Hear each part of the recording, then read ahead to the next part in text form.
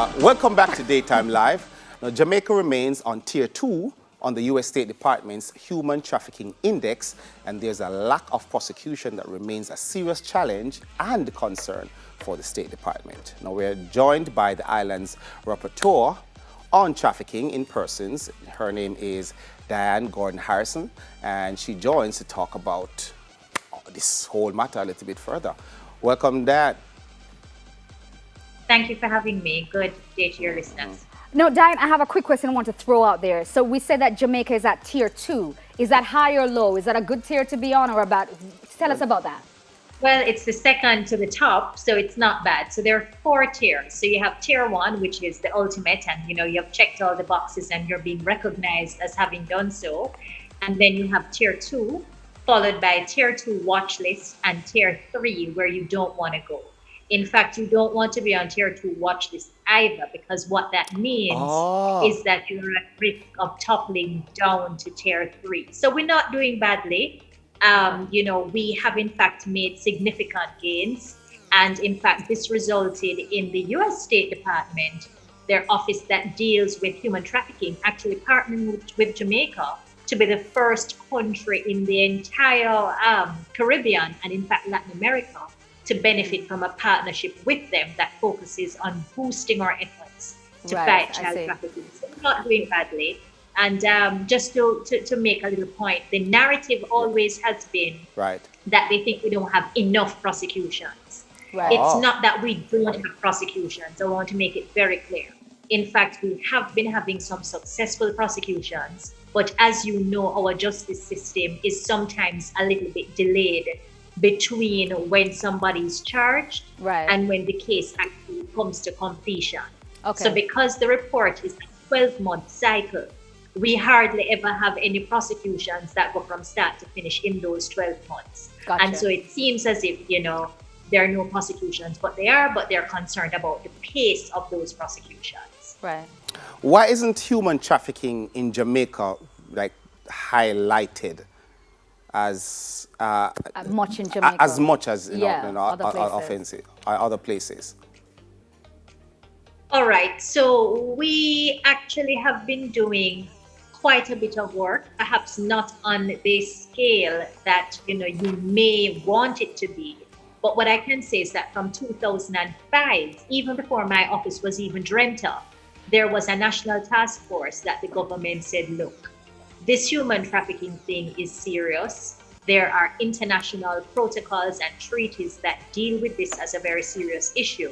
And our country, Jamaica, has been highlighted as being a source country, which means that people are trafficked out of Jamaica, as being a destination country, which means that persons are trafficked into our island, and as being a transit country, which means, for example, that somebody who is originating in Brazil could be trafficked through Jamaica en route to Miami.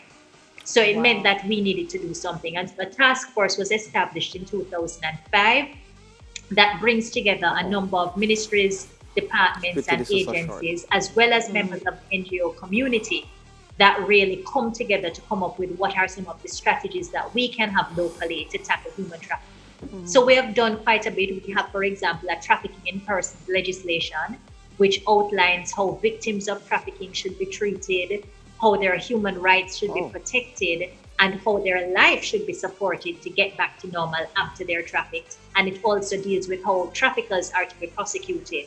And one of the forward-thinking parts of this legislation, which is fairly new, is that in addition to sending them to prison if they're convicted, judges now have the opportunity to order what we call restitution to the victim.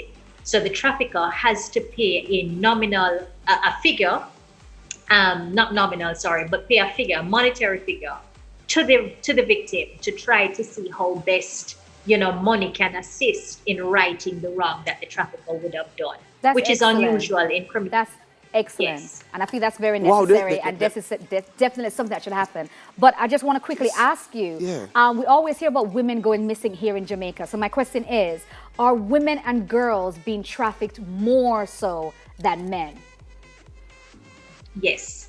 So in Jamaica, we have more women and girls who show up as victims of sex trafficking, which simply means sexual exploitation in all its many forms. So some of them are being used as prostitutes. And sometimes, we see these women on the road and we're like, oh, oldest profession ever, here they go, just trying to make a quick buck.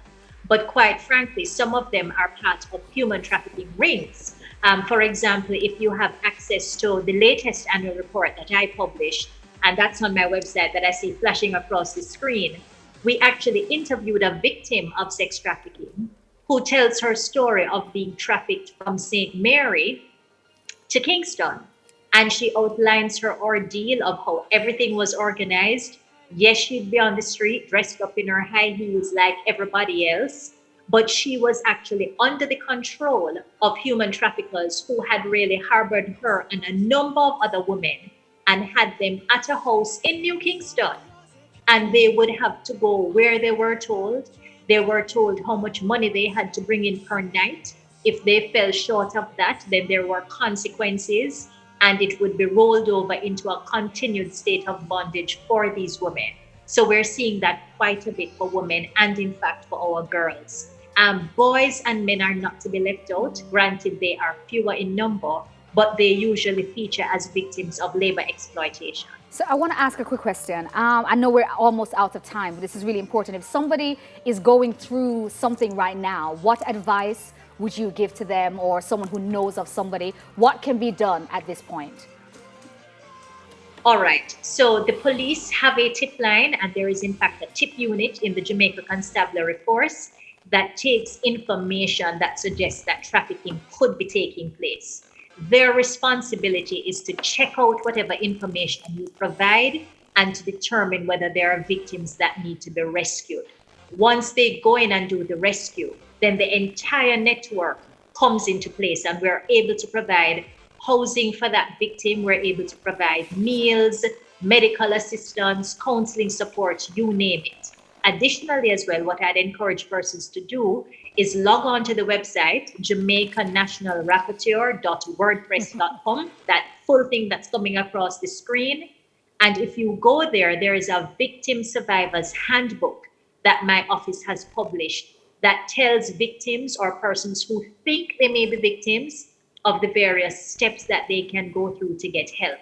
The contact number for the different entities that can provide real-time support for them.